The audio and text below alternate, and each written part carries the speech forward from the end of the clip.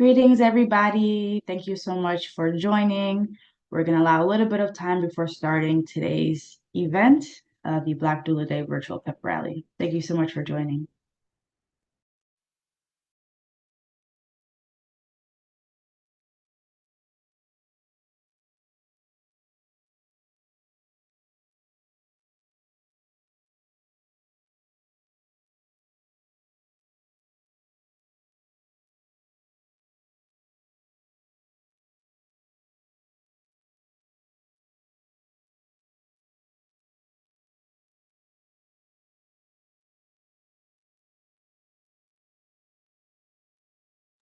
All right, we will go ahead and get started. For everybody joining in, please feel free to introduce yourselves in the chat.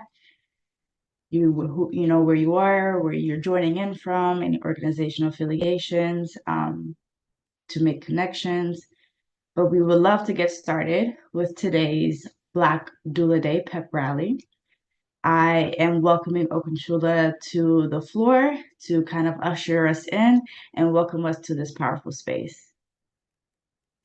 Thank you, Sainabu. Good afternoon, and welcome to the first Black Doula Day virtual pep rally. So wherever you are, yay, clap your hands. We are so excited for the global launch of Black Doula Day and all of the amazingness that brings. Thank you for being here. I am Iya Okunshola Amadou, the founder and CEO of Jama Birth Village, rooted in Ferguson, Missouri. The aim of today's virtual pep rally is to celebrate the joy of Black birth, honor holistic restoration, and ensure sustainability and Black maternal health efforts.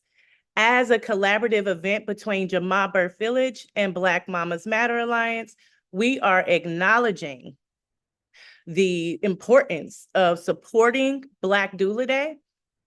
And we also want to make sure that we are supporting Black women during pregnancy, childbirth, and postpartum.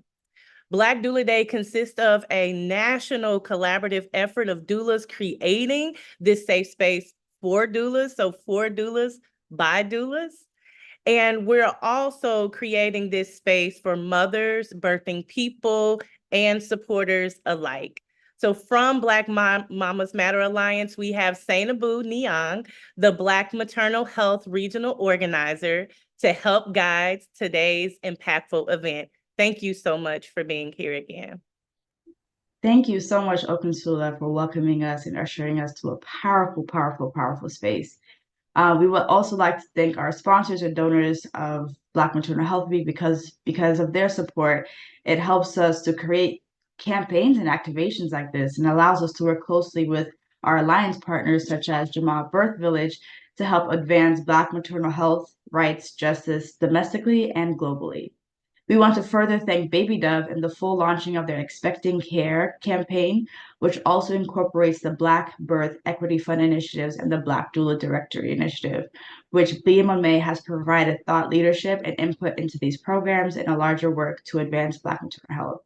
For more information about these resources can be found on Dove's website. But before we get into everything and we get started, I would like to cover some logistical items.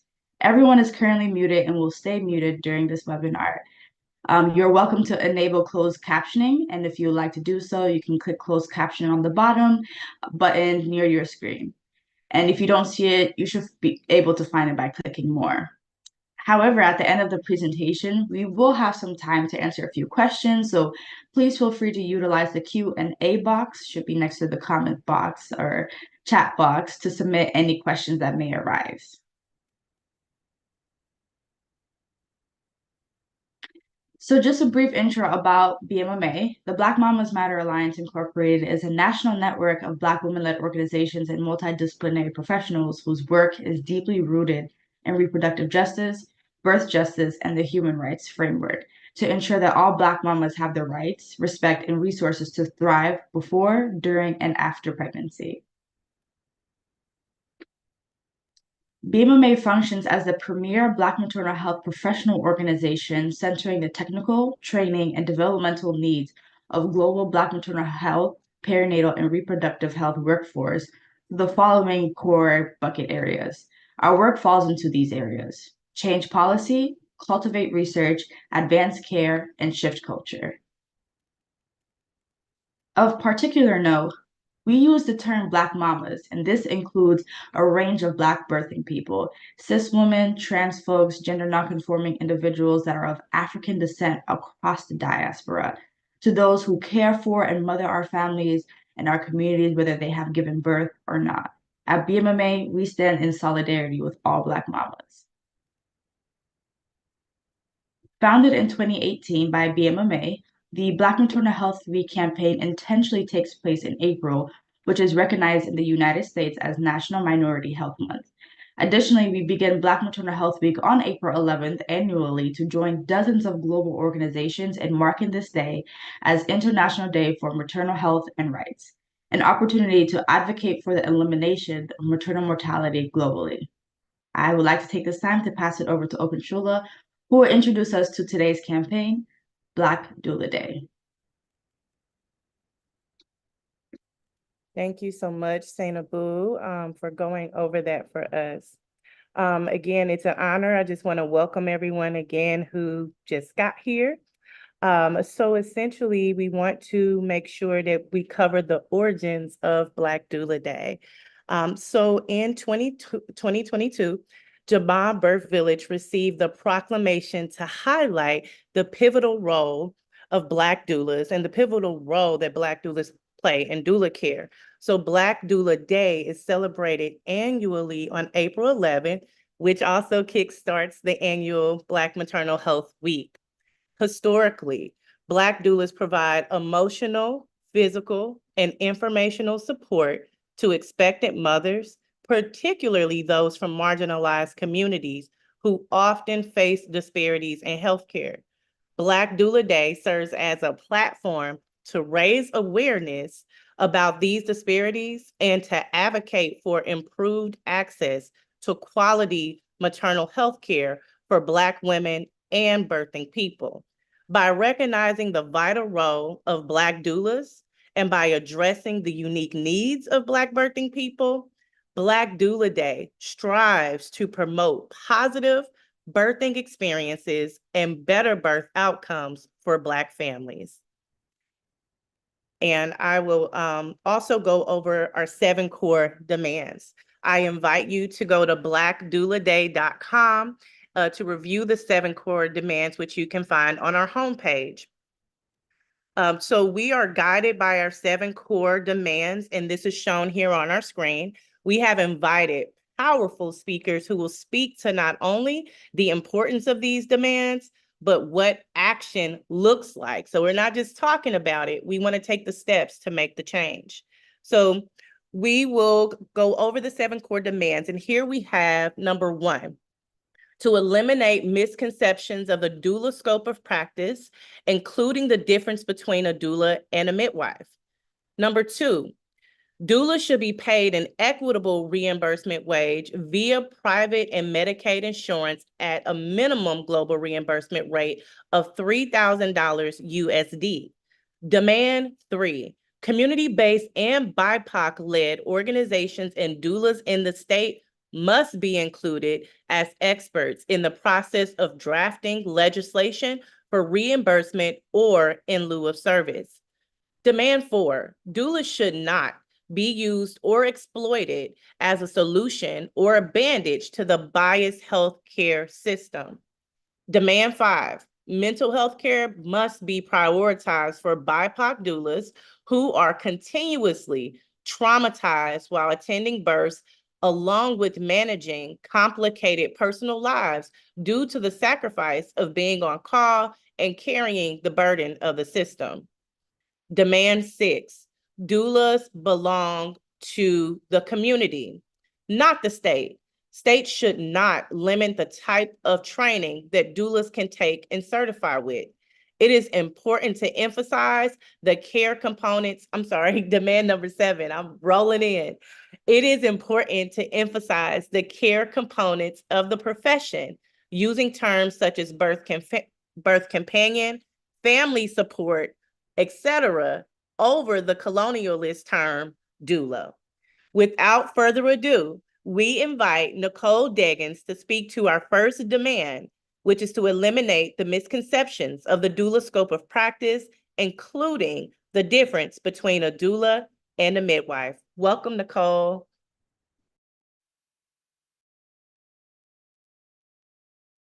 Greetings. I am Nicole Deggins, founder and CVO of Sister Midwife Productions, and I am super excited about today's Black Doula Day pep rally. And while I couldn't be with you live today, I am pleased to be able to present this short video discussing doulas, their scope of practice, and how they differ from midwives. As we continue to increase awareness about the important roles that Black midwives and doulas play to improve Black maternal health, there continues to be confusion throughout our community about how they are different and the roles that they play as they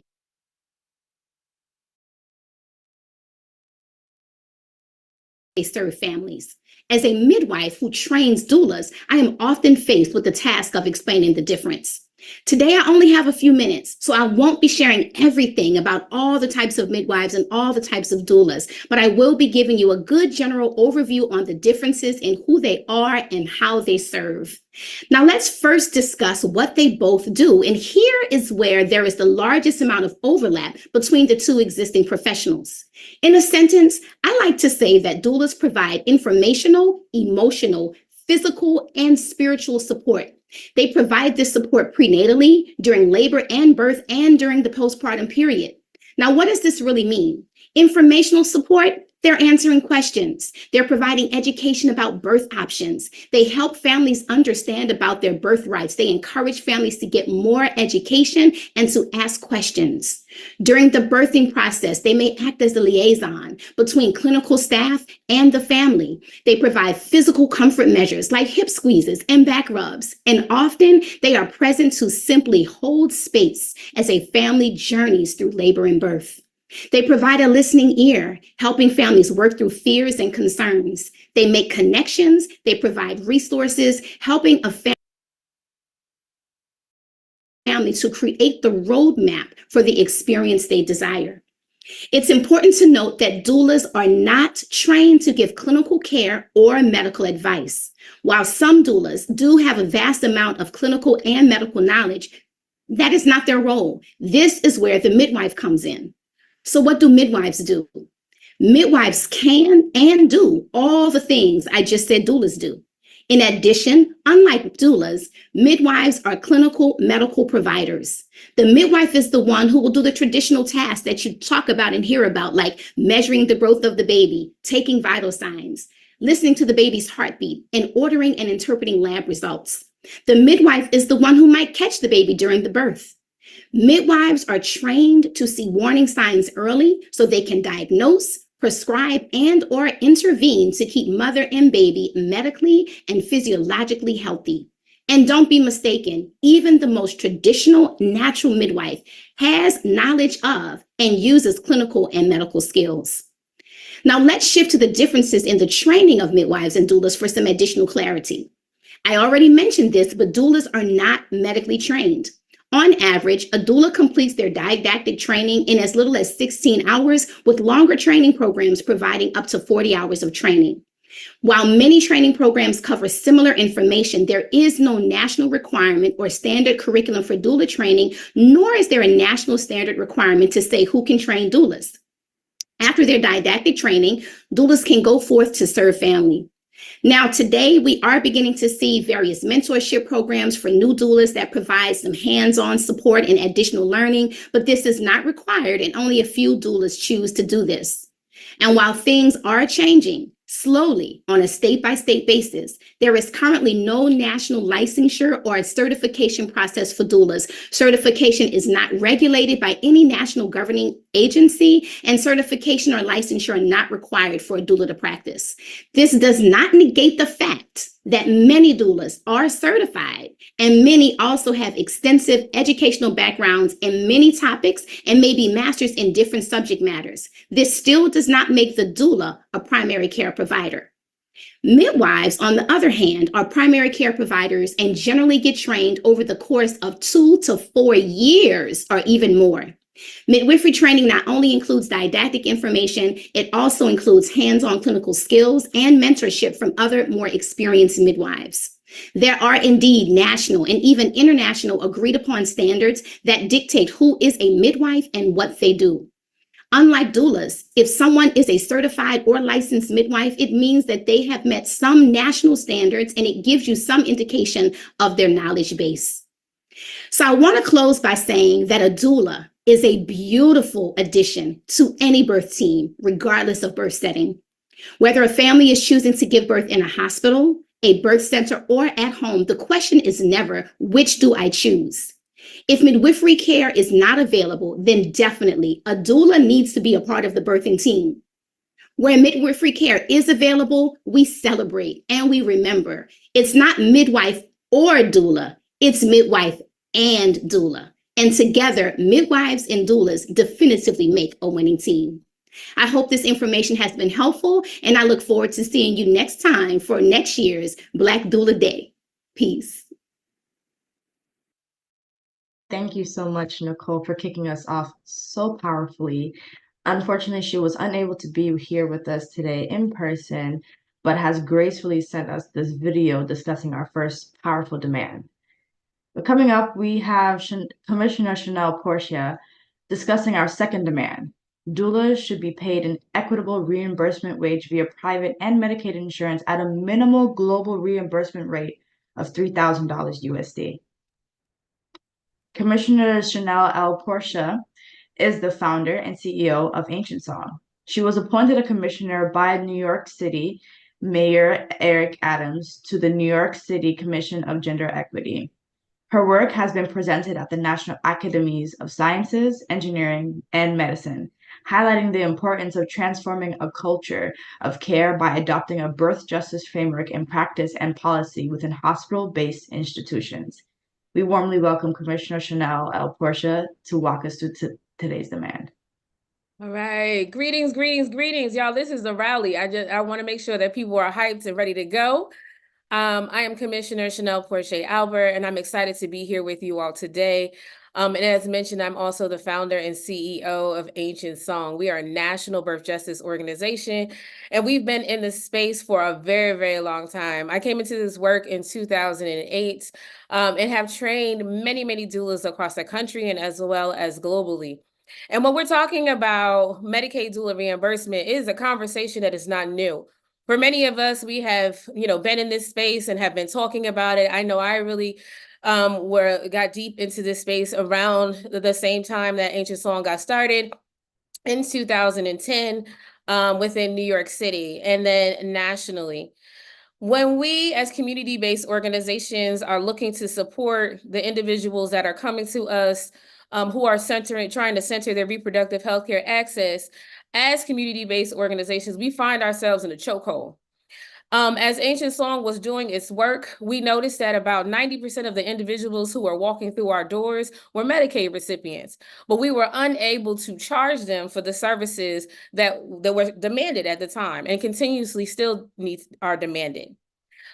We find that, across the nation, doulas were getting reimbursed anywhere from $65. Can you imagine $65 reimbursement to $100 for a reimbursement, right? And so as Medicaid doula reimbursement has become more polarized throughout the landscape, we find that now we see variations, right?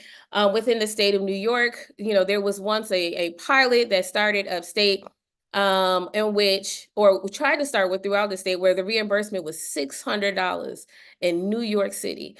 That is not even a living wage, right? And when you bring it to factors such as the cost of living, if you are a community-based organization and you're thinking about administrative costs, when you start to tie in billing, because now you have to pay for a biller, it is not affordable for us to really be able to to be able to support someone in a meaningful way.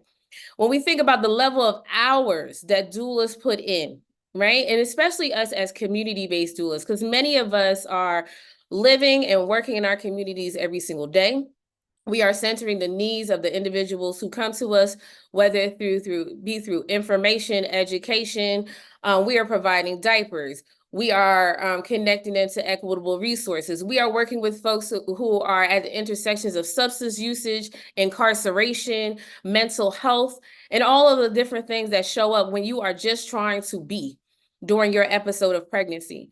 And so what we're saying is that as a doula who is on the front lines providing this work, comprehensive life work, and we're not even talking about data, right? I haven't even talked about the level of information that doulas are collecting on a daily basis and how that ties into everything, right? But the level of work that we are doing on a daily basis requires to be reimbursed at an equitable wage. And we're saying that the minimum that someone should be able to reimburse is $3,000 at minimum, right? And we're talking about for global reimbursement. We're talking about for providing prenatal services, childbirth, and for attending postpartum care, for connecting individuals to resources, right? Thinking about the time and the energy that goes into that, and as well as administrative costs and being able to provide those services in an equitable way. And again, that's just the bare minimum. So as we are continuing to do our work, as we are continuing to lift up Medicaid doula reimbursement within our respective states, I want you to really think about the level of time and energy that you have put into the work that you do. One of the things that I am proud to mention is that working with the Doula Data Consortium, Ancient Song, along with Sister Web and Health Connect One, Birth Matters, Unaccompanied Doula Care, Tulsa Birth, have been working really hard to do a time use study. And that time use study really calculated the amount of hours that doulas spend in providing care, right? And I'm talking about, this was calculated every 15 minutes. Okay, and what we realize is that doulas as a whole are, yes, it's a time use study, y'all. Doulas as a whole are providing an exceptional amount of hours, right? So we're talking about, we're outpacing OBGYNs, we're outpacing midwives, right? And the level of connectivity that we're offering to the clients that we are serving, because we're understanding that these are not individuals who are just high needs in terms of maybe chronic health conditions, but also around the social implications of what it means to be Black and what it means to birth in America. Okay. And so again, we are demanding, again, at minimum, that organizations, that individual doulas are paid $3,000. But I also want to bring into the fact of sustainability for community-based organizations and organizations that are doing this work. I want you to think about administrative costs. I want that when you are thinking about your work, that you're thinking about sustainability. And if your state is not providing that for you, then you need to start talking about what does it mean for them to codify resources within their yearly budget, so that you as a community-based organization do not have to be doing your work from hand to mouth, that you have a way to be able to continue to do this work, that you don't have to seem like you're fighting other doula organizations to be able to sustain yourself. There is no reason as to why we should be working in silos. This is a concerted effort to lift up our communities as a whole. And again, continue to demand what you deserve. And what you deserve is everything. We deserve to live, we deserve to survive, but we also deserve to thrive. Thank you. Thank you so much, Commissioner Shannon. You really brought in the energy, spoke truth to power, and reminding us of what doulas deserve, rooting us in the importance of policy work and doula reimbursement. Following up, we have Brandy Bishop presenting on our third demand: community-based and BIPOC-led organizations and doulas in the state must be included as experts in the process of drafting legislation for reimbursement or in lieu of service. Brandy Bishop is the owner and CEO of the National Black Doulas Association, and her ultimate goal is to see BIPOC births and birth work businesses and whole and thriving, and the Black maternal mortality rate in our country to be radically changed. Thank you so much, Brandy, and we will definitely welcome you to the stage to walk us through the third demand. Yes, guys, thank you so much. I'm going to use the same energy that Chanel used. I love that energy. Today is so exciting to me. I was telling the ladies when we were getting on and kind of prepping for our session that it feels like the championship. You know, I don't know if you guys are sports fans. I'm not I'm not gonna lie and pretend I'm a major sports fan, but this weekend I did watch the game where the ladies won, and that energy that you feel after you win something that you've worked so hard for. And I think that as Black doulas, we do a lot of work. So it's good to be celebrated sometimes. And so this week, as we celebrate Black maternal health, celebrate yourselves and the work that you guys are doing. I know that I get super energized by just being a part of so many wonderful events, and for us taking time to pause and just saying, hey, we're showing up for these families, and we have to also show up for ourselves. And so happy Black Doula Day to everyone that is here. As she shared, I am going to talk briefly because if you know me, you know I can talk for a long time. I'm going to talk briefly today just about the demand for legislative inclusion. I'm going to take you guys on a little bit of a journey. When I was a kid, I was the only child for 10 years, and I was raised in a house full of women, right? And so my aunts would always, one of my aunts was a beautician, and she had about 6 sisters. And so she would come home from work some days, and the sisters would get together and start chatting. And one of the things that she would often say that I have carried on into my adult life, and I totally understand now, they would be having a conversation, and she said, well, girl, you got to consider the source. And that's something that I find myself saying so much now, especially when it comes to birth work and when it comes to how legislation is handling what we should be doing when it comes to birth work, right? So when I look up and I see some of the things that are being pushed through legislation, I have to consider the source, right? We have to consider who are the people who are making these rules, that are making these regulations. And if the people making those rules and regulations don't have a lived experience that says that they are adequately prepared to make those decisions, we need to start asking some questions. And so we're going to talk through what this demand is and why we need that demand. Okay, so the demand is for community-based and BIPOC-led organizations and doulas in that state to be included as experts, not just included, but included as experts in the process of drafting legislation for reimbursement or in lieu of services. And so to me, this is such a powerful demand because I truly believe that it's one thing for voices to be heard, but it's another thing for the correct voices to be heard, right? One of my, kind of like kindred spirits, if you will, or idols, is Fannie Lou Hamer. And one of her quotes, she talks about how the phrase "with the people, for the people, by the people," that she often laughed about it because she felt like it was really with the handful, by the handful, for the handful. And I believe that when making legislative decisions, the unfortunate truth is sometimes these decisions are being made for us and not by us, right? And so it's one thing for me to know how to draft legislative decisions, but it's a whole nother thing for me to understand why that is a need, right? And so when we're making this demand, a few things come to mind for me in particular that we really have to focus on. And one of them being that we are in a state of emergency when it comes to Black maternal mortality. And this is not an emergency that started yesterday. And unfortunately, this is not an emergency that is improving at all. We have seen the numbers year after year, and this is a state of emergency that unfortunately is getting worse. I think I would beg to think that this might be one of the only state of emergencies in American history that continues to get worse, right? Without really having much legislative power that says, hey, let's fix this problem by talking to the people that it affects most, right? When we look at the state of emergency, we see that Black birthers are dying 3 to 20 times more than our white counterparts. That's a problem. These are not just numbers. These are people. These are sisters, friends, wives, mothers. Like, these are people that could have had an impact on our world in some way. And for us to just allow these things to happen without having some sense of urgency, some sense of we need to demand, I think that is definitely something that falls back on all of us. We need to feel a sense of responsibility for this cause.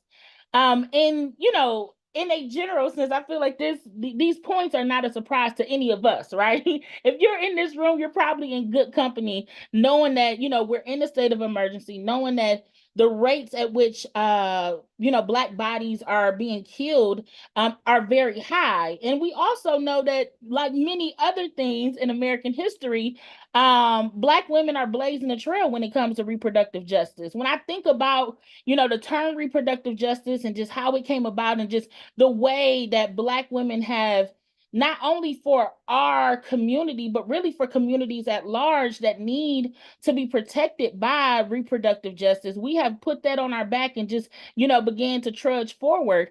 And I think that the problem boils down to America has gotten very comfortable with us figuring out the problem, finding the solution, and then them saying, oh, that's a good solution, we'll take that idea, and then leaving us out of those conversations. And so this demand to me is not just a demand for these things to be done because they should be done. This demand is for them to stop allowing our voices to be heard when it's convenient, right? We need to be in rooms, we need to be in spaces where it's not about convenience, it's about what's right and what's wrong and what needs to happen, so a sense of urgency can take place. And so, I often think, when I think of sense of having a sense of urgency, we think of a state of emergency. Of course, being that we're not too far removed from the COVIDness of it all, no matter how you felt about it, we definitely all felt a little sense of emergency during that time, right? And when I think about that time, I think about who were the people that we were asking. Who did we want to talk? Like, there were people talking that we didn't really want to hear from. But when experts came on to our TVs or were on our radios, we listened. We wanted to hear what the experts had to say. And so as we look at this demand, let's also make sure that we understand that we have experts in our community. Our community has such a rich history when it comes to who are our experts. And so when I think about doula care, I often think about granny midwives, because I feel like, of course, this is the foundation for that support that's emotional, spiritual, physical. In All My Babies, one of the movies by Ford that was made around one of our granny midwives here in Albany, Georgia, they talk about the fact that she would come and she wouldn't just help you by catching your baby. She would stay and wash clothes, or she would cook and clean. She would do a variety of things that were really helpful to that family across the board, not just for the baby, not just for the birth, but for the family. And so I think that those principles are very much guiding lights when it comes to how we do doula care. And it's very important for us to understand that this is why we are considered experts, right? Unfortunately, oftentimes for Black and brown folks, we feel like, oh, we're not an expert unless we know everything there is to know about a subject. But the reality is that your ability to be an expert in this space has a lot to do with your lived experience. These are our experts. These are people that are showing up at hospitals. These are people who are standing in the gaps for our families. And these voices have to be heard. So this demand is not just a demand that feels good. Like, oh, it would feel great if we were in a room and that you listen. This is a demand for change. The only way that real change is going to happen is if they hear from people who are either, one, having these experiences, or two, are in the room, are doing the work, are being the hands and the feet, are getting up at 3 o'clock in the morning, okay, that are taking those SOS calls for a mom who might be having some issues with postpartum depression. Like, who are the people who are doing the work? Those people are you. You are the experts. And so our demand today is that you are in the rooms when this legislation is being drafted, because you are the expert. Well, you're one of the experts, right? So this demand truly means a lot to me. I'm so glad to be a part of this event. And my hope and my prayer is that moving forward, each of us in our own states, in our own organizations, that we take this demand to heart and really push to be a part of these conversations. Thank you all. Thank you. Thank you so much. Just, can we have a little bit more love for our previous speakers, Brandy, Commissioner Chanel, Nicole, from truly, truly, truly speaking truth to power. I loved everything that you have said. But we have a little bit more coming up too. Next, we have Jamara discussing our fourth demand. Demand should not be used or exploited as a solution nor a bandage to the biased healthcare system.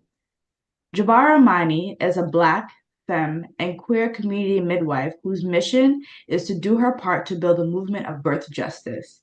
Jamaro is the architect of the Black Midwives Model of Care and the Birth Justice Bill of Rights, and is also the executive director of Southern Birth Justice Network and co-founder of the National Black Midwives Alliance, as well as a founding member of the Queer and Transgender Midwives Association. We welcome Jamara to the stage. Greetings and happy Black Doula Day. I'm here in Miami at Southern Birth Justice Network with some of our birth justice doulas and student midwives. Hey, y'all. Hi. Birth justice matters. Woo! All right, so at Southern Birth Justice Network, we are uplifting birth justice through doula care. You've already heard what a doula is, what a midwife is.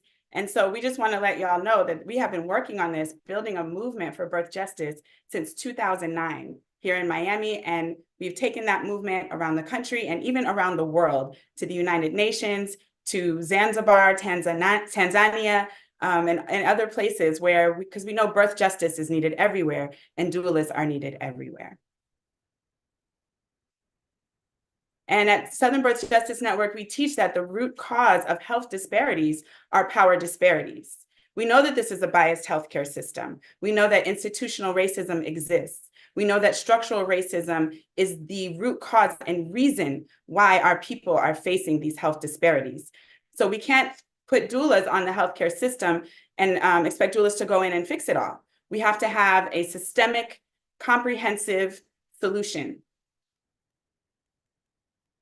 And so we are teaching that improving health outcomes, the root of improving health outcomes is increasing the power of the people that are most impacted by these health disparities. So as my colleague Brandy, who spoke before me, said, we should be in these rooms making the decisions, designing the policies, and making sure that the healthcare systems match the needs of the community, because that's our right and that's our task. This is really based on our human rights. As Black people, as birthing people, as parents, as families, to design our communities and our healthcare systems in the ways that we need. And we need to emphasize the role of doulas, but we also need to emphasize the role of midwives, right? We have a history of Black midwifery being the foundation of perinatal healthcare in this country. If you look at the early 20th century, the most of the healthcare was being done by Black midwives, and not just for pregnancy, right? In the state of Florida, there were 4,000 midwives registered at the state level, and 98% of them were Black. And they were doing most of the healthcare, and that was for everyone. And through racist and sexist attacks on Black midwifery, that is how the profession became decimated, through restrictions, through the Shepard-Towner Act of 1921, criminalizing midwifery. So what we have to do is rebuild perinatal healthcare for all of our people, including midwives and doulas. And we also cannot let them criminalize doula care, because we already saw what happened with midwifery. A part of our Birth Justice Bill of Rights states that all Black people have the right to culturally sensitive and systemically aware healthcare providers who have been trained in microaggressions, anti-racism, and implicit bias. And we emphasize this because walking into a hospital or a clinic or a medical setting, some people feel like they have to surrender all of their rights. They feel like the power immediately belongs to the provider. And what we are teaching is that the power stays with you. When you go in whatever clinical setting you're going into, you are a sacred being, you are a divine being, and your basic human rights should be respected and honored wherever you go. And that's why we designed the Birth Justice Bill of Rights, and why we are engaging in campaigns to teach healthcare providers about systemic racism, about birth justice, about physiologic birth. So in Miami, we have the Miami Birth Justice Initiative. And through the Miami Birth Justice Initiative, we are addressing three things. Number one is institutional racism and bias. And we are doing that by educating providers and medical students and medical residents about the Birth Justice Bill of Rights, about physiologic birth, about community birth transfer, about how to partner and work with midwives and doulas. We are also, number two, working to reduce the high C-section rate. And we're doing that through doula care, but we're also doing that through other measures as well. because we believe that if we are going to improve health outcomes, we have to have less C-sections happening. We know that the World Health Organization recommends a 10% C-section rate maximum, and here in Miami-Dade County, we have close to a 50% C-section rate. So we are working to change that. And number three, we are working to improve access to midwives and doulas. In a robust, comprehensive healthcare system, you have midwives and doulas that are prepared, trained, well compensated, and culturally aware that are serving the community. And this is at the heart of birth justice, and this is why we are building the movement for birth justice. And lastly, here is our Birth Justice Bill of Rights, which I mentioned. And we designed the Birth Justice Bill of Rights based on the Black midwives model of care, with the idea that even if you don't have a doula or you don't have a midwife, you can understand your basic rights, and you can take this document into your healthcare provider, ask for it to be added to your birth plan, and use it as a tool to advocate for yourself. And my favorite one on the Birth Justice Bill of Rights is number 22, which says that I recognize that my body is always mine, and I never have to surrender it to a system that was designed to destroy me. Happy Black Doula Day.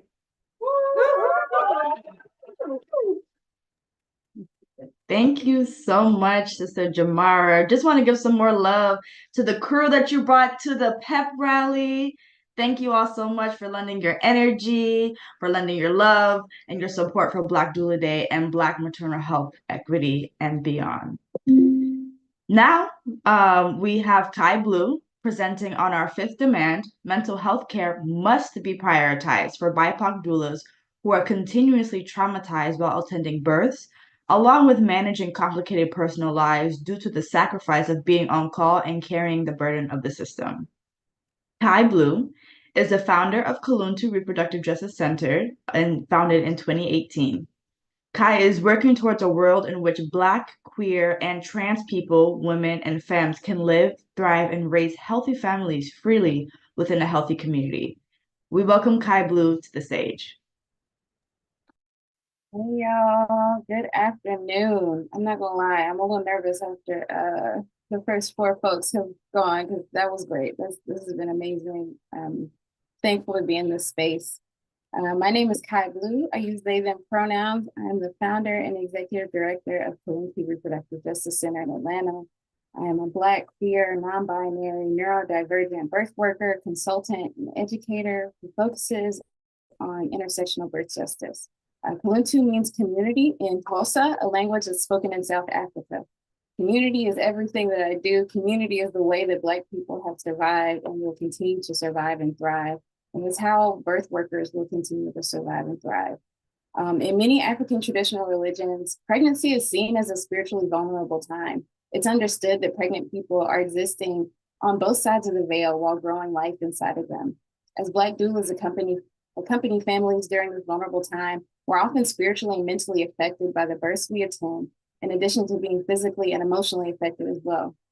The nature of the doula role is physically, mentally, and spiritually laborious. You're on call or at the hospital or in a client's home for 8, 12, 18, 24, 36 hours, sleeping in the car after the epidural is placed or sleeping while the baby sleeps. You're doing hip squeezes, you're cleaning the kitchen while you're wearing a baby, you're explaining complex medical procedures, you're running interference, actively listening, checking in, creating rituals, holding space, meal prepping, all the things, all for the low, low price of free or volunteer or $65. That's wild, y'all, $65, or sliding scale or barter or crowdfund or community organization reimbursement or Medicaid reimbursement or FSA or make a way out of no way. Doulas are caregivers, we're healers, community workers who sacrifice our relationships, our sleep, our financial well-being to care for people in one of the most vulnerable spaces in their life. Many of us are parents and caregivers ourselves outside of this work, and our families pick up the slack when on-call life, postpartum overnights, or travel doula clients call. Further, supporting Black families often means having a front row seat to the obstetric trauma and medical gaslighting that they experience. Often new doulas complete their trainings from well-known white-led organizations that don't adequately prepare them to advocate for Black families or serve them in a culturally competent way. Shout out to the National Black Doula Association. Thank you for y'all's training. These Black doulas filling the gaps in their trainings, but sometimes without the resources to fill the gaps themselves. may struggle with feeling ill-equipped for this work throughout their careers. Because of this, many of us are thirsty for mentorship, guidance, and someone to teach us how to hold the complexities of the work we do and the difficult things we witness as Black people advocating for Black people in the midst of a perinatal and infant mortality crisis. Notably, many doulas become birth workers after their own traumatizing birthing experiences. How many of us have had the opportunity to heal before stepping into this role? How many of us are using this role and this work as a form of healing? As the majority of us are independent service providers, doulas overwhelmingly don't have access to space to build relationships with colleagues, employee mental health benefits, communal healing, community healing, professional organizations that many other care providers and caseworkers may have access to. Even still, some of us work in spaces where we are one of only a few Black people advocating for Black families. For so many of these reasons and more, Pluto Reproductive Justice Center creates spaces for Black LGBTQI birth workers to gather, heal, ask for support, and build community. Because as we know, the more marginalized identities that folks have, the more isolated and the more disconnected you can feel from community. We must prioritize mental health care because for many of the mentioned reasons and more, being a doula is a high burnout and high turnover field. We must prioritize mental health care because everyone deserves a doula who's able to journey with them spiritually and emotionally because they are adequately supported. We all deserve the support to transmute those big emotions and large amounts of energy that we hold for our clients. A community to help us process the long and hard and traumatizing births. How often do we prioritize healing the healers? How often do we invest in the well-being of the caregivers around us? In 10 years, 20 years, 50 years, I want us all to still be here, providing the support families need to have the births they desire. And in order to do that, we need support in processing the variety of emotions and tough situations that we encounter in this work. Thanks, y'all. Thank you. Thank you for that grounded. Thank you for bringing us back to our bodies, to what we deserve and the healing that is we are worthy of and also deserve and can be connected to. Just want to give some space and let some folks to give some love to Kai for reminding us of the responsibility, but also the reward of healing. Again, another reminder is if anybody have any questions that they would like to ask the speakers, we definitely have time afterwards the event to go through some Q&A. So please use the Q&A box that should be right next to the chat box and submit the questions directly. Again, thank you so much, Kai, for reminding us of the importance of our mental health and wellness. Next, we have Sabia Wade discussing our sixth demand. Doulas belong to the community, not the state. States should not limit the type of training that doulas can and certify with. Sabia Wade is a Black, queer, CEO, author, educator, full-spectrum doula, investor, and expander of Black luxury.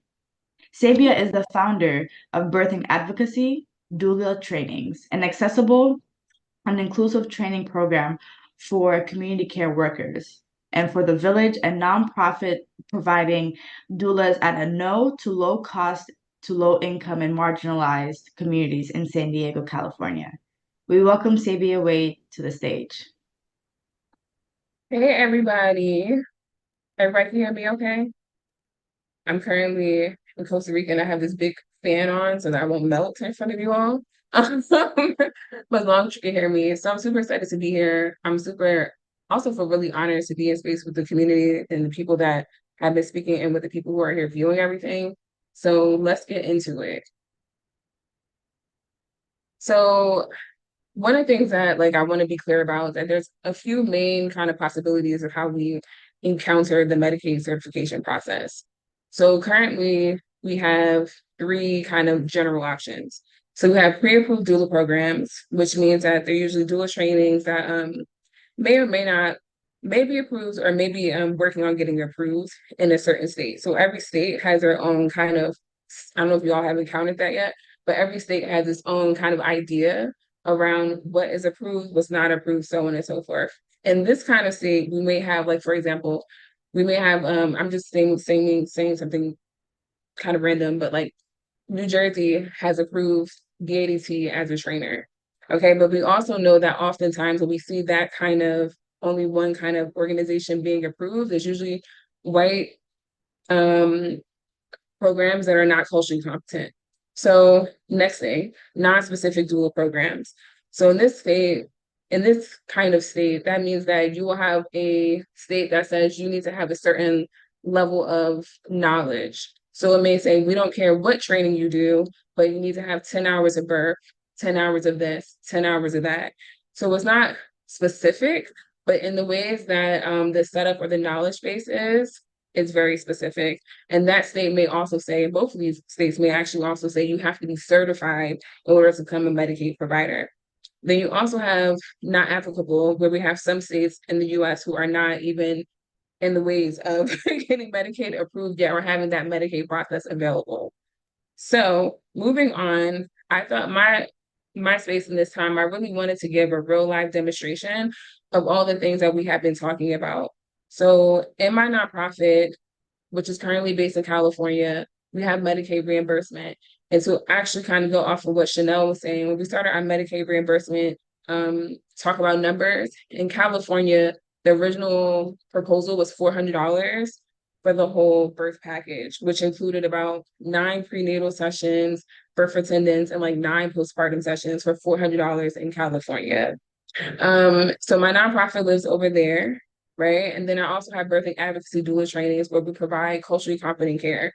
So training. So in BADT, we try to be as inclusive as possible. So we're talking about, one, we're centering the BIPOC experience, right? We're not saying like, here's another, here's a section about Black people, here's a section about about Indigenous people. We're like, hey, we're the center, we exist. Like, we don't need to be a section, we need to be the whole thing, right? As well as including trans people, queer people, non-binary people, disabled people, so on and so forth, and making them the center of the work that we're talking about instead of making us the other. So what I wanted to bring to you is kind of a thing that I see all the time, especially with Black doulas in this space, right? So phase 1, we have like a Black person who's, interested in becoming a doula.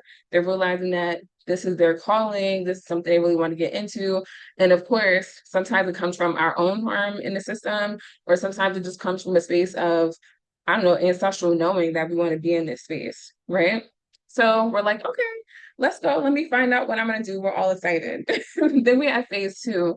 So that person then begins searching for a school that's in alignment with who they are.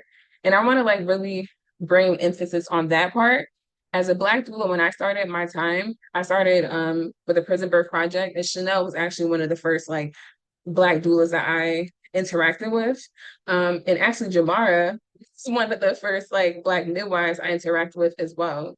And that time as a prison birth project doula.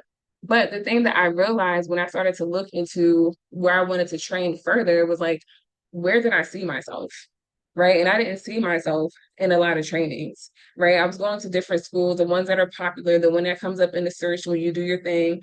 And I was like, oh, when I'm looking at the imagery, there's no me. When I'm looking at the content, there's no me.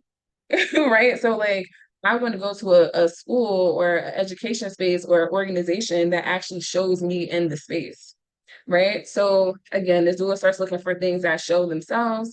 And also they're starting to think about, okay, if I'm going to find a school that's in alignment with myself, is that also in alignment with this Medicaid certification process, right? Because if I'm in a pre-approved state, that means that the doula training that I want to go to might not be on that list, right? And if I'm going to a place that maybe is not pre-approved, but is open to interpretation, that's the space that I'm in that's focusing on cultural competency, that's focusing on anti-racism, that's focusing on food deserts, that's focusing on these things. Is that going to meet the requirement that is being asked of me in the Medicaid certification? However, it meets the reality of how I live, where my people live, and what we deal with. So then we have phase 3. So we have implementing, the person therefore implements a plan to pay out of pocket for school, right? And like, that's another thing about doula work, right? Like, most of us are paying out of pocket for something that we shouldn't have to, right? But we do have to pay out of pocket, especially for finding something that is in alignment with things that are important with us. So in this particular example, I'm going to say that they enrolled in BADT, right? And they completed the dual certification process with us. And then phase 4, which also I want to go back a little bit, right?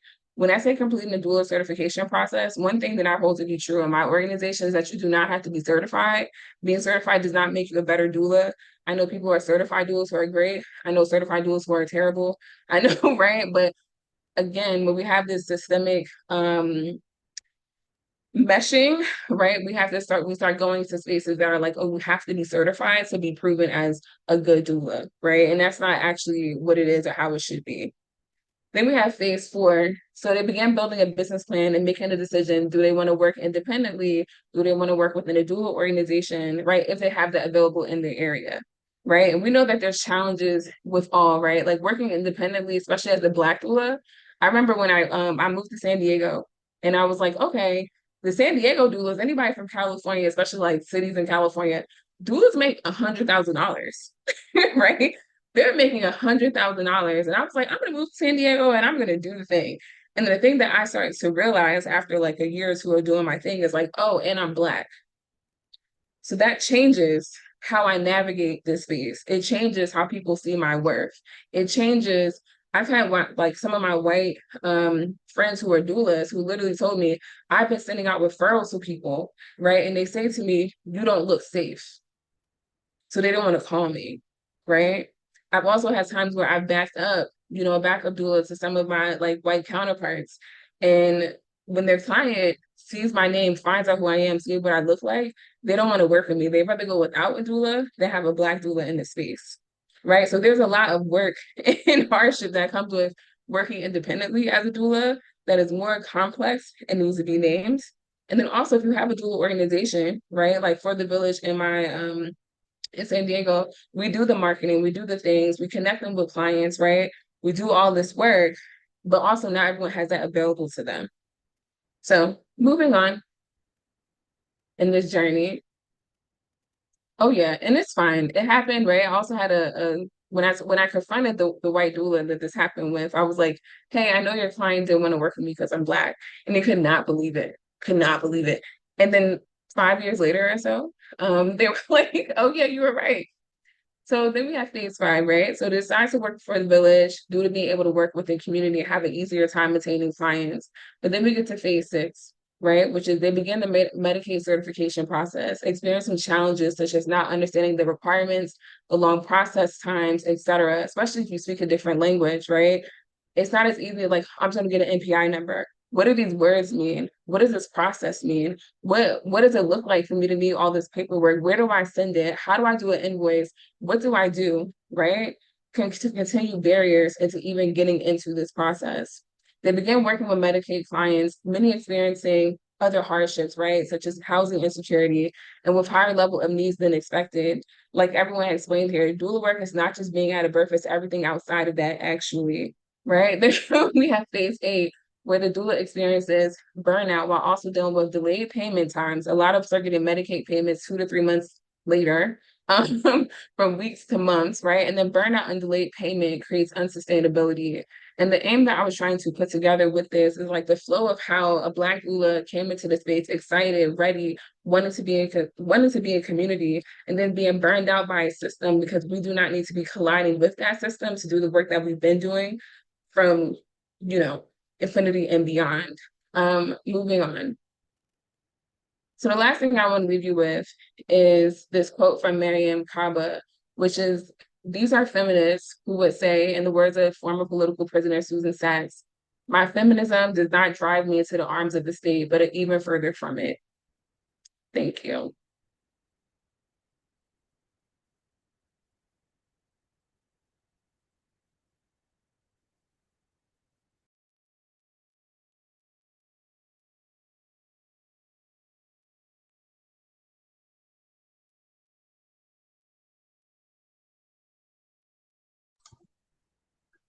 I'll hop in. Thank you, Savia. This was really great. We love hearing from you and we thank you for your time. Next, we have Okunshula. Okunshula, she is one of the leaders that has brought you Black Doula Day. and we can't wait to hear from her. Okunshula is the founder and CEO of Jamal Birth Village.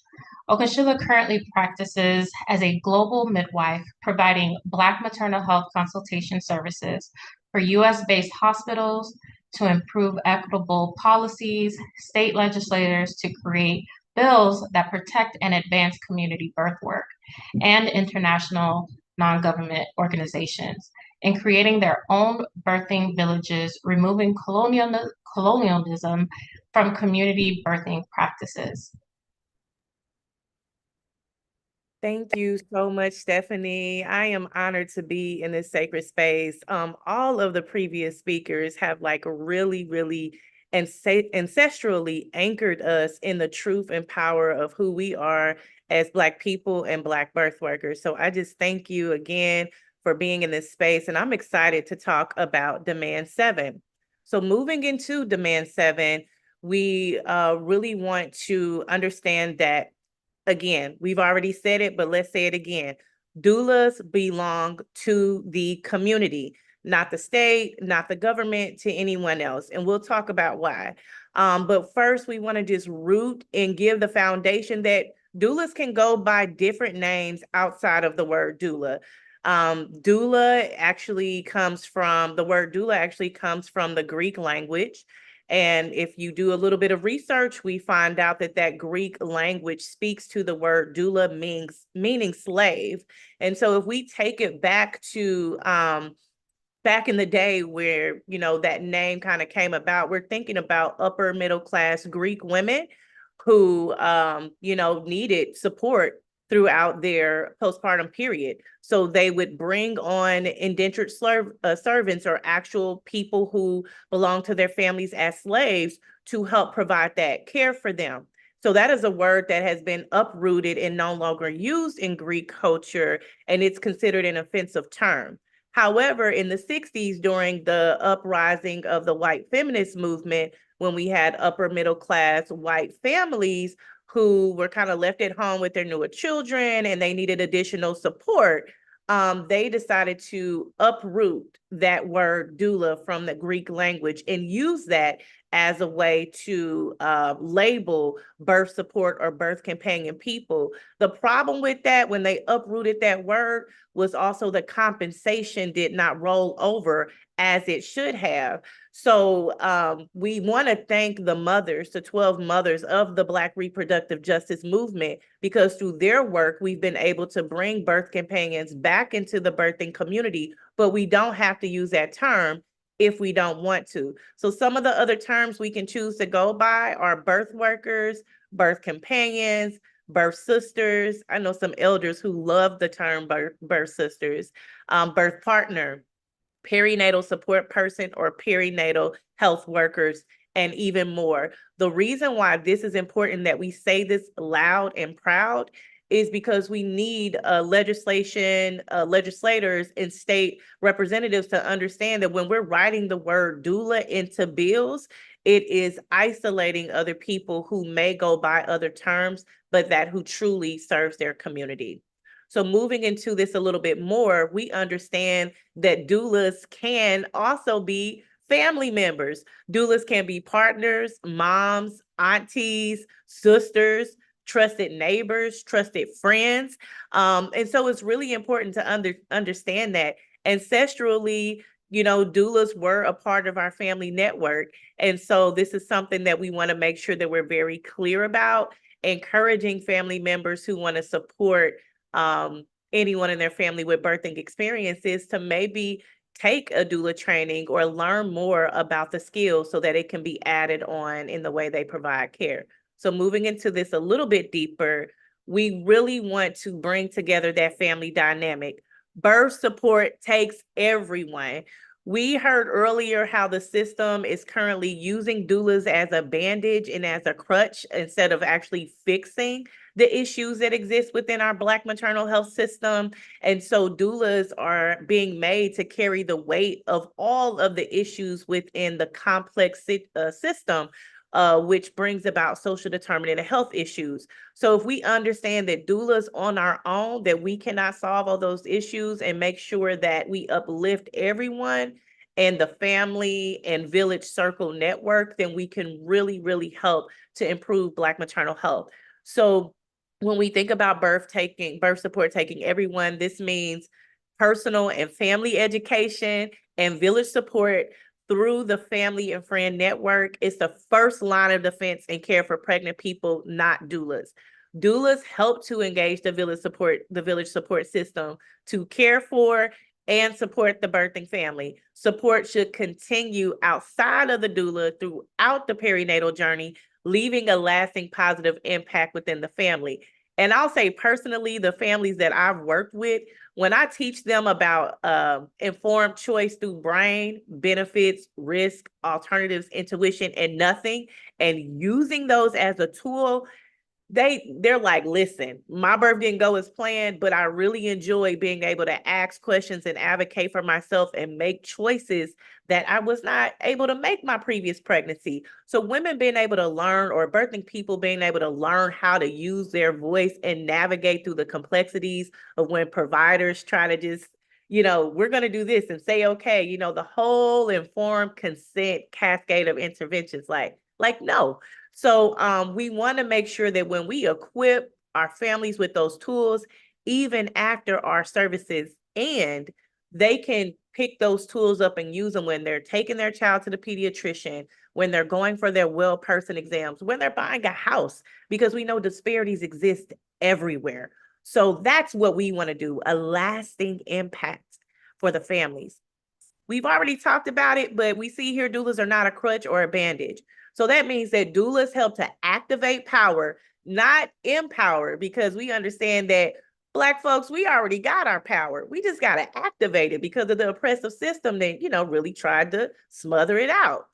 But we're activating. So with that being said, activating power within a family dynamic, not just the birthing person, because they're the first line of defense and they're there with them way more than what we will be. So empowering or activating power within the grandma, the auntie, the mother, it could even be the cousin, who may not understand why you're there, activated everywhere. We also want to make sure that within the family dynamic, we're giving education covering normal physiologic pregnancy, birthing, and postpartum journeys. There's enough fear going around about Black women being more likely to so on and so forth. There is nothing inherently wrong with Black women. It is the system. So let's talk more about normal physiologic birthing and postpartum and pregnancy experiences, because 90% of all pregnancies that start in the United States of America are low risk. So also, we do want to talk about possible complications so that when they and if they do arise, we know how to navigate them instead of someone being caught like a deer in the headlights and then being cascaded. We also want to talk about navigating the maternal health system to avoid those interventions and how to advocate for themselves. That can look like the doula helping them to understand what risk appropriate care is. If you have a client and you're doing your intake and they say, you asked, are you high risk, at risk, low risk? Oh, I'm low risk. What type of provider do you have? Oh, I'm with the OB. You can say, well, based on your risk range, did you know that you can have a midwife at the hospital or the birth center if you don't want to birth at home? So helping them to navigate that they do have a choice. And if they want like a natural birthing experience, they may not want to birth at this hospital that has high C-section rates. That's how we can do that. And then also these important offerings from doulas to birthing families help to ensure lives are being saved and that birthing parents, again, are empowered and their power is activated. And the perinatal journey is considered sacred and positive, no matter the outcome. So moving a bit into it a little bit more before we wrap up, we want to make sure that we are rooted in the ancestral legacies of Black doulas. Being a doula is not new, especially for Black people across the diaspora. This was interwoven into our community and ripped out and almost erased due to legislation such as the Shepard-Towner Act. So it's not new for us. We've been doing it. It's new for the systems who want to latch onto it now to benefit them. So with that being said, historically, doulas were not a profession, but again, a family member or a friend who was skilled in perinatal health. That looked like Grandma Mary, She had 40 or so years of providing care for the family as a midwife, and she would bring the younger ladies in the family along. If it was divine that they were to be a birth worker, then come on and go with me. You're gonna help to wipe some foreheads, massage the mama, put some food on, take care of the little ones. And that is how we learned. We weren't paid for it because it was in a family network. We shared space. So now that it's a profession, we want to understand that family members can share space with us. Due to colonialism and capitalism, we can't leave out patriarchy. Birth support people are now trained, mostly certified professionals outside of their family friend circles and sometimes outside of their community. Getting closer to rolling into the wrapping up of this, I'm going to move into it a little bit more. I want you to understand that Black Doula Day is not just a day. It's an entire movement. It is annual. It rotates every year, and this will continue outside of us. So we want to make sure that you engage with your communities. If you go to blackdouladay.com, you can click on find a local event and see what events are taking place in your region. You can also submit events as we celebrate next year, or if you're having something today, go in there and submit it. It'll be approved. So we want to make sure that you peruse through the Black Doula Day website, check out the toolkit, and make sure that these demands are something that you embody. So that social media toolkit, if you go to blackdouladay.com, you're going to click the drop-down bar, and it will show you where to find the toolkit. These are the hashtags we want you all to use: Black Doula Day, Black Doula Day 24, Global Black Doula Day, all of that. Whenever you share your photos, your reels, and all of that goodness, you can tag Black Mamas Matter Alliance and Jama Birth Village, and we will continue to uplift you. So I just want to thank you all as we wrap up demand number 7. And I'm going to move into allowing us to continue in this space. Thank you so much, Open Shula, for birthing this. You know, Black Doula Day would not exist without the proclamation that you had worked on back in 2022. So we definitely give thanks to you. We give thanks to your work. We give thanks to your energy. We give thanks to your love for Black doulas domestically and beyond. So thank you so much.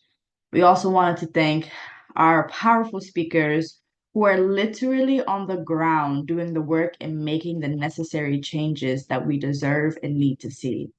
Today, we honor you, not just because of your work, but for who you are and everything that you can be.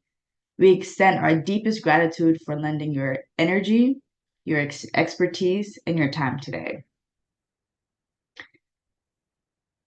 We also want to build on this momentum and take this moment to create and share some call to action. You know, Open Shula is a very powerful and moving speaker. And so I definitely welcome her to share some tangible calls to actions to mobilize Black Doula Day within your respective communities.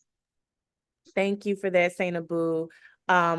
Again, we just want to provide tangible call to actions for you to take in your respective communities or states. We want to understand that we exist beyond city lines. I don't want to say they're imaginary, but we know that they're man-made, and we know that our bodies and spaces are fluid. So if you live within a state, it's great to start in your community, just as Jama Birth Village did, but it's really good to mobilize with people that you relate to and feel kindred with, and do work across the state if you can. So we want to make sure that you review and share the Black Mamas Matter Alliance comprehensive policy agenda. While it does highlight doulas as a part of the solution, we want to make sure that you have the full collaborative, comprehensive guide that can be extremely useful as you navigate doing this work. We also want to make sure that you share the Black Doula Day resolution. So this will be a resolution that will be made available on the website. So if you want to start building relationships with your mayor, with state legislators, with your governor around the importance of Black doulas, because I just want to say this really quickly. We understand that white doulas have been doing this for a very long time, our white doula counterparts. However, because of the movement of Black community-based doulas, BIPOC community-based doulas, this is what has helped to bring doulas across the national and global landscape to help us get the level of notoriety that we have now. So we want to make sure that these resolutions are shared so they can be adopted in your cities and your states, and so that we can keep this work going. We want you to also adopt the 7 core demands into the values of how doulas can practice, communicate, and we want you to adopt the 7 core demands into the values of when you're speaking with state legislators or key people in your community, so that they can understand how doulas practice, how doulas communicate, and also how they should interact and respect doulas. Again, we want to bring attention to the toolkit that currently, kind of nationally, the doula reimbursement rate is moving up to $1,500, or it may already be $1,500. We heard that it was $65 and then $400.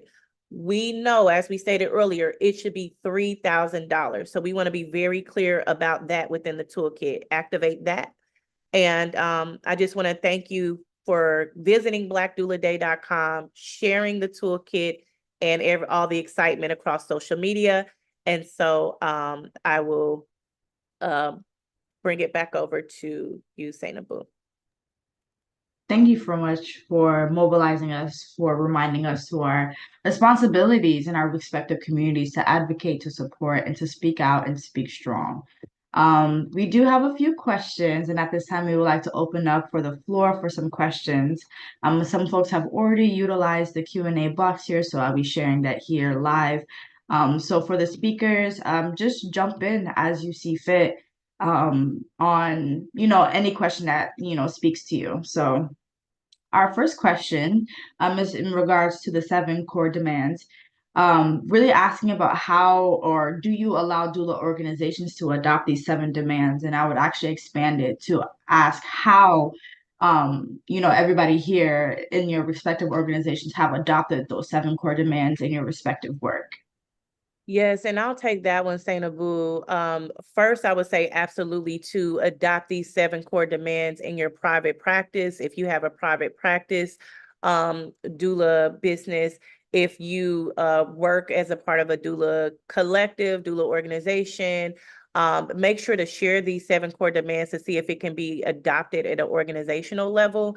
And advocate for those. And this will be used as a guide, again, as you communicate and navigate. But I would say start with us first, reading those demands, seeing how does it relate to you, especially with the reimbursement. I believe that Chanel said it very well. Recognize your value. Do not undercut yourself. So absolutely implement these values everywhere, and let's keep them going all throughout the year. Sainabu, do you feel like there's anything else to be said to that? No, I would just continue to, work on the things that you had shared, and definitely just stay connected with us through blackdouladay.com, because this work did not start today and will not end today either. But I definitely would love to welcome Brandy and Sabia to London. Any, expertise or just thoughts that you would like to share relating to this question? Yeah, I don't mind sharing. It's funny because me and my sister, we were kind of talking when I was off camera for a moment, and she was saying how I can be very militant. And I do think that my approach to birth work is a little bit different than other people. I'm not as gentle and maybe unicorns and rainbows. I can be a little bit militant, but it is because I feel like, when it comes to Black mamas, you be serious sometimes, right? And so when you guys first sent out the list of demands, it gave me very much Black Panther vibes. And so it was right up my alley. I'm like, this is so me. I love this. I love the fact that it's cohesive, that it speaks directly to different organizations and the work that's being done. And so the only thing that I would say is, when it comes to the list of demands, keep in mind that they can be a great guide, a great way to steer your organization, especially if you're a newer doula, which I've seen in the chat. We have some new doulas, people who are just trained. Use them as an anchor when you're trying to develop the mission and vision for your organization, because I think that what the list of 7 demands does, if they give you a holistic scope of really what it looks like to not only be a doula, but to be sustained within your practice, right? I think that some of the demands speak directly to sustainability and the fact that, you know, we want to have Black doulas. We want Black doulas to also live well and to be happy and to flourish in and of themselves. And so I would say definitely, you know, take all 7 of the demands to heart. But I also loved how in the chat some people were saying what their favorite one was. And so maybe, you know, as a solo doula, you might not feel like you can do all 7. I think that, you know, to some degree we all have that ability, but find a few that really seem to resonate with you and focus on those, and, you know, try to build community. Maybe, you know, we're working on, you know, 2 through 3 and you guys are working on, you know, 4, 5, and 6. But in a general sense, I think that these are such a great guide, and I'm so grateful to you all for putting this out there and saying, hey, because I feel like collectively any Black doula could look at these demands and say, yep, I agree. You know, I agree that these things need to be done. And so, yeah, I think that any organization, any solo doula could take these and really adapt them to their practice in order for them to be able to really focus on some of the key issues that are affecting not only Black mamas, but Black doulas.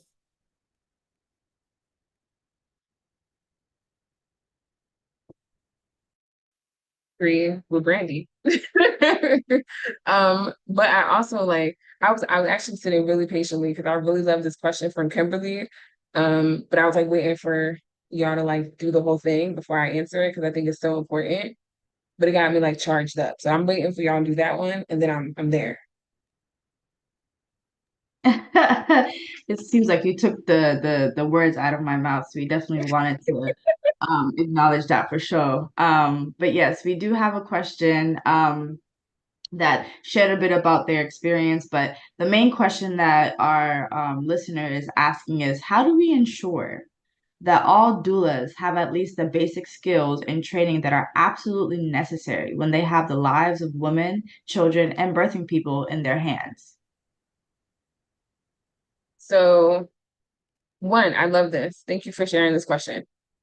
And it was a couple things that when I was reading it, I was like, right? Because I think a lot of times when we talk about like that part that you talk about where they're saying like some of the doulas are coming in unprofessional, they're coming this, they're coming that. And I think a lot of times, you know, depending on the philosophy of the hospital system as how doula friendly they are or not, that like if one doula comes in, because we're not perfect, right? Like us being doulas doesn't mean that we're angels, we know how to handle everything, right? There's always quote unquote bad apples in the bunch. I don't care if you're a doctor, a doula, a midwife, right? That's just human nature. But sometimes like the emphasis on like the doula is so terrible, and then you realize that it was one doula out of 50 experiences. So I think it's like being clear on that, because when we're in hospital systems and we have doctors who are literally killing Black bodies, we don't hear about it, right? It's like hush hush, right? And we know like we could point out as Black doulas, we're like, that's the doctor that you don't mess with, right? But we don't hear the noise about it as much as we hear about the doula who, maybe got frustrated and said something that they feel like is inappropriate. So I think like I just have some like awareness over that. And I think like just being aware of like what that looks like. And when they're asking you to be the official doula, assume that you may be Black in this case. I don't see a picture, but also be aware of like what they're trying to signify with asking you to be the official doula. Because sometimes it's very much a DEI statement. It's very much like we want to look good, so we'll give this person who we think is like the great person. And I think your work is probably great, but being careful about what position that puts you in to be the hospital official doula, right? Like, what is the signaling that they're trying to put across? And what about your imagery may be used inappropriately without your awareness and your consent? So I want to name that. And then the other part about like basic skills, I think generally the trainers that are here that I see in this space have like a very big understanding of like what are the basic things that we need to know. And I want to say that according to that hospital, what do they think are the basic things that we need to know versus what we actually need to know? So like really in the understanding of that, because a lot of times in hospital spaces, there's an understanding of patient safety, but we know that that's really around the hospital safety, right? Patient safety is like, how do we protect ourselves from any liability? So, right, so what are they defining as basic knowledge? And then what are you defining as basic knowledge? And I think those things can be very much opposing. So getting clear about all that, but I think anyone that's in this space that I know of are doing the basic knowledge of what a doula should know. And also creating space for the fact that every doula is not going to be perfect and we will have bad apples, but that doesn't speak to the whole profession or career or knowing of being a doula in general. Okay, I'm done. Can I get in? I want to tag team. I'm sorry. Because I agree. I hadn't read the whole question, so I didn't know what we was fired up about. I'm sorry. And now I'm fired up too. No, I just want to mention that to that point, one of the demands speaks directly to the fact that we are not the saviors, right? And I think that this question puts me in the mindset of like, how do we make sure absolutely that all doulas can make sure that pregnant women are not gonna, like, we can't. The reality is we can't, but that's with any profession. We can't make sure every teacher is the best teacher ever. We can't make sure every police officer is the best police officer ever. That's not our job. You have to keep in mind that doulas are not the saviors of birth, and we can't continue, especially as Black women. To Kai's point, when we talking about mental health, if you put in your mind, just like I tell my moms during postpartum, if you put in your mind that you're the only person that can be there for this child, you're going to drive yourself crazy, because you're going to feel like you can't get any support from your partner or any support from maybe your family members, because you just want to do it all. As a doula, it's very important that we don't put ourselves in this space of like, I have to save all Black women. It's my job to do that. It's not your job. The system is broken. It is your job to show up as the doula that somebody is either employing you, or, if you're independent or you're working for families, like they're paying you to do a specific job. That job cannot be that you fix and know I think that the concept that doulas need to know everything is also kind of skewed. And so just keeping in mind that it is important that we have a standard of practice. Like, don't get me wrong. Like, I am very much like, when I see people who are behaving or working outside of scope, that, is cringy, it bothers me, of course. Or if I see people who are not showing up as professional as they can be as a doula, I hate to see that.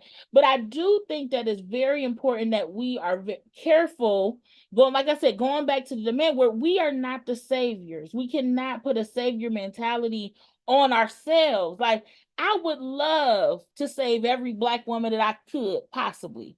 But the reality is that having a broken system, and then having that system tell you that you're actually the solution to it, it puts a lot of burden on Black women, and especially within this space. So just be careful not to think that there is a way to make this profession or career path perfect, because there's not. The reality is that you need to show up as the best version of you, the best doula that you can be. Pass that on to other doulas. If you're somebody who can teach, that can mentor, like, do the things, right? Don't get me wrong. Like, we should always be looking to do the things and to advance the profession, but don't be of the mindset that they give to us, where it's like, well, it's your problem, you need to fix it. Like, no, it's not. It is a problem that is affecting our community, but we did not create this problem. So the notion that we then need to figure out how to fix the problem across the board, I think that that's really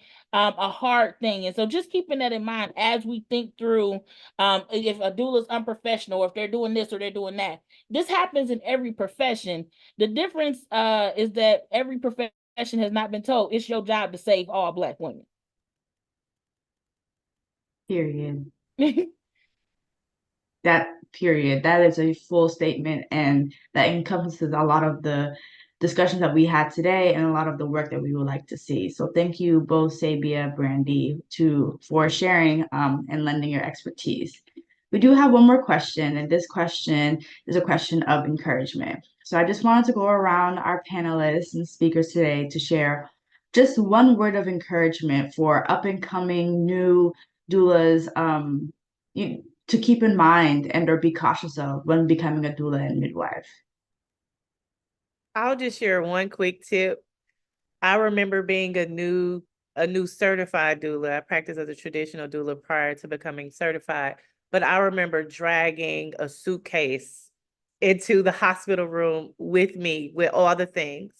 My words of encouragement is just like how we're taught in elementary school. You want to learn how to do math on your hands and with your mind before you use a calculator. So I would encourage you to learn how to utilize your voice, your mind, your energy, your hands, and things from nature, and how to connect with the client that you have at an energetic, mental, and emotional and physical level, so that maybe we only have to use a few other, like it's okay to use a lapa, which is African fabric. It's okay to use essential oils, but you don't have to drag the whole bag to the hospital to be, or the birthing center or the home birth to be effective as a doula. That's my tip. Brandy?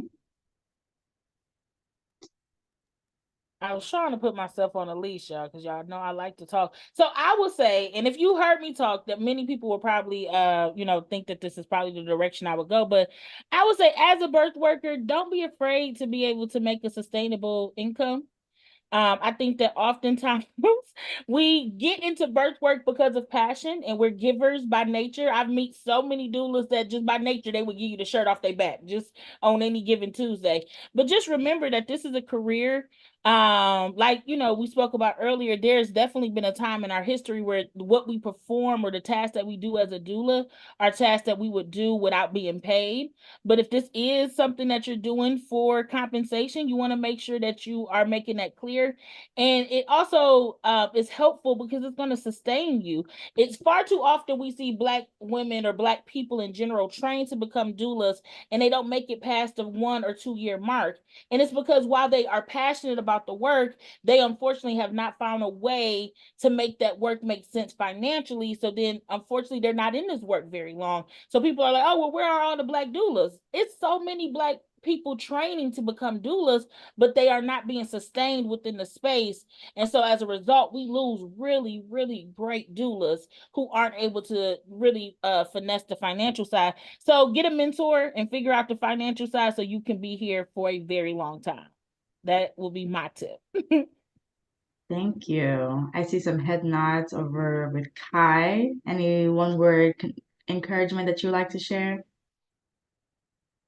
I have like 4 things that keep popping up. I think one, along the lines of what Brandy was saying about, finding ways to make it sustainable for you, ensuring that,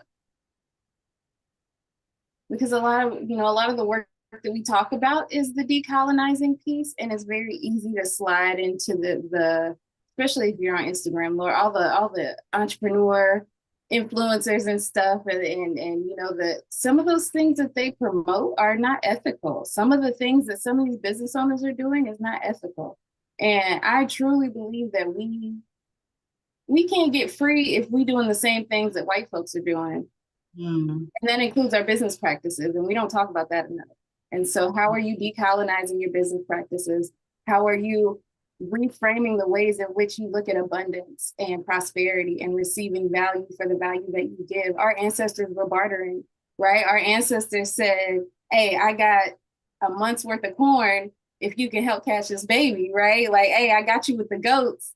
I'll build you a house. Like, you know what I'm saying? We have so much creativity and so much magic within us that it does us, our ancestors, our progeny, a disservice when we look at it as like we have to have this capitalism-based business. Like, no, like, yes, of course, make money. I'm not saying, we can't live off of good vibes, like, absolutely not. But how can we do that in a way that ensures that we all eat? Right? How can we do that in a way that's not selfish, that's not, scarcity minded? Like, there's enough for all of us. We don't have to compete with each other. We don't have to fight with each other. This little grant money that they be throwing at us, we don't have to fight over that. We're already taken care of. What they say, our crown is bought and paid for. You don't have to go out and do all these 10,000 trainings. Like, if you want to, I tell people, like, if you are really passionate about encapsulating placentas, please do that. Otherwise, like, baby, it's okay. Know that you are enough. What we need, we already have. Like, all of that. Oh, felt. Thank you, Kai. Jamara, I'm feeling something from you. You got something you'd like to lend to the space? I was just vibing off of what Kai was saying. That was beautiful. I was really just going to talk about our ancestors and that this is ancestral work. So the biggest piece of advice is to stay connected to your culture, to your faith, to your ancestors, to your spirit guides.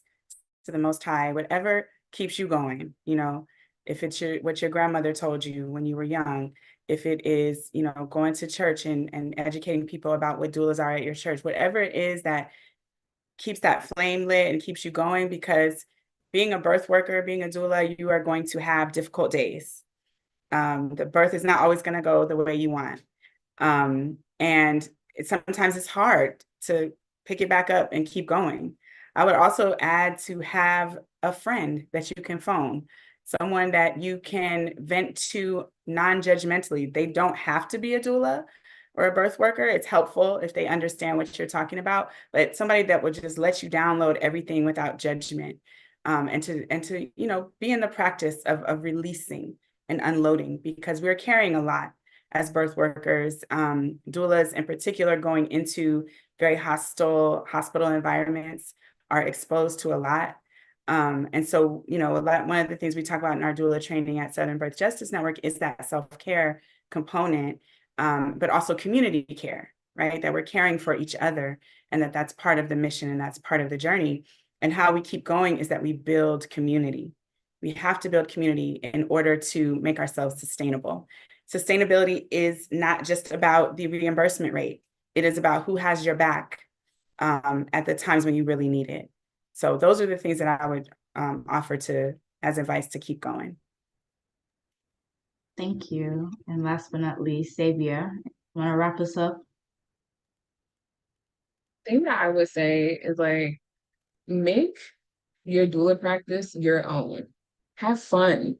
Like, anybody who's been in space, you know, like with me and BMHW, just gonna be like, I'm queer, baby, I'm talking about it. I'm kinky, baby, I'm talking about it. Like, my mission is to get free, right? And the more that I have more fun in my practice, the more transparent I am in my practice, the more that I drop respectability politics, the more that I drop, like, you know, inherent, especially in Black religion, growing up, like Southern, whatever, the more I like work through those things, and the more I'm just more and more of myself, like, and just having fun in my work, like, it just shows up in beautiful ways. And I think a lot of times, like, we as this community of Black folks, we think about like, okay, if I'm gonna do it, it has to look this way. Like, if I'm gonna do this, it has to include this thing. And it's like, no, we're not all gonna be the same type of person. We're all not gonna have the same interests. We're all not gonna have the same approach. Like, we just gotta do whatever feels good to you, what feels aligned with you, what feels fun to you.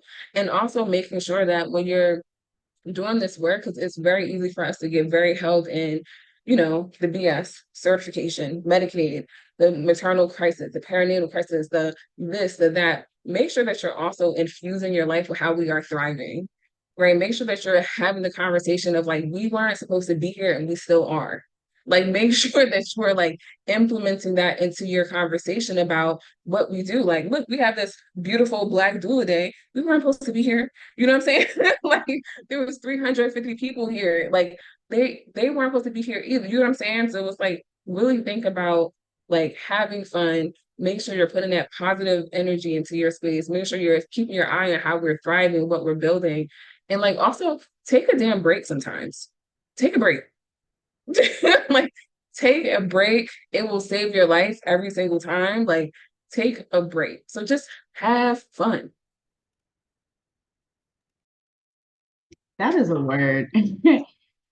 Take a break, embrace, you know, shift and change as you need to, have fun. These are all wonderful reminders and tips for us to remember to take with us, whether you are new in the doula care or seasoned in the doula care. I hope everybody has resonated with that. Thank you all so much for lending that to this space. I will pass it out to Ogunshula to share some exciting news for our Black Doula Day participants. Thank you so much, Sainabu. I appreciate you. And I just want to say to all of our speakers, like, the Q&A is lit. Everything's been lit, but I love how we are wrapping up our Black Doula Day celebration. So I do, as Sainabu said, I really want to go into some very important events and activities that we can highlight so that we can continue this work. So on behalf of Nicole Deggins with Sister Midwife Production, as a part of their mission to increase awareness for and about Black doulas, Sister Midwife Productions would like to utilize Black Doula Day as an opportunity to provide a flash sale for doulas to join the Black Doula Directory at the premium level for free. This level is typically $67. So the Black Doula Directory was created in partnership with Baby Dove, and the Black Doula Directory aims to connect Black families with Black doulas nationwide and abroad. So we invite you to utilize this opportunity to join the free flash sale so that you can get signed up in the directory. The coupon code is Black Doula, and we hope all of you all take advantage of this because it's only for 48 hours, okay? Share with your Black doula friends and let's keep that energy up.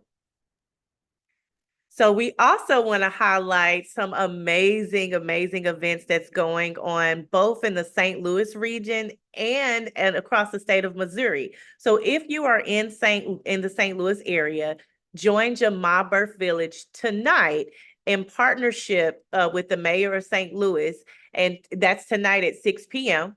And we're asking you to join us for a documentary screening of Sister Doula, which is featuring doula pioneer and trailblazer Hakima Tafunzi Payne. We will also have an exhibit displaying how the Black doula and Black midwifery community has grown from the early 1900s up until now. Also, I'm super excited about this. On April 16th and April 17th, Jama Birth Village will have our inaugural Missouri Black Maternal Health Summit. And you can find out more by visiting Missouri Black Maternal Health Summit.com. And we welcome you to join us. You can see some of the dynamic speakers here who will be with us that day. So thank you all. Thank you. So continuing on some exciting announcements and events, we just want to thank you all again for joining today's Black Doula Day virtual pep rally, and you are welcome to stay connected with the work of Black Doula Care and beyond by visiting our website, blackdouladay.com. BMMA has a full week of impactful Black Maternal Health Week activities. This is just day one, y'all. So I definitely encourage y'all to check out additional programming going on in the next few days, as you see here on the screen, and as well as checking out our local event page on BMMA under the Black Maternal Health Week tab to see if a partner organization is having an event near you, being community, fellowship, being around kinfolk. And as you're doing that or as you're sharing that, definitely check out our hashtag, which is hashtag BMHW24, as they might be some Black maternal health community events happening in your neighborhood as well. Of course, Black Doula Day and the care and everything that we do and encompass here and beyond encompasses a lot of different issues. So for more information on issues and policy recommendations impacting Black maternal health, please be sure to check out our Black maternal health comprehensive policy agenda. Continuing on with our announcements, BMMA is super excited to welcome back our Black Maternal Health Conference and Training Institute, which is happening back in person here in Atlanta, September 12th through the 14th. Please be sure to sign up via our e-newsletters to be the first to secure your registration for the conference. Again, we want to thank you again for joining today's Black Doula Day virtual pep rally. Thank you for lending your time. Thank you for lending your space. Thank you for lending your energy. Again, much gratitude to you, Okunshula, for allowing us to honor Black Doula Day here and beyond. Thank you again, and I hope that you all have a great and wonderful Black Maternal Health Week. Thank you all. Bye. Thank you all so much. Y'all so much. Y'all have a great Black Maternal Health Week.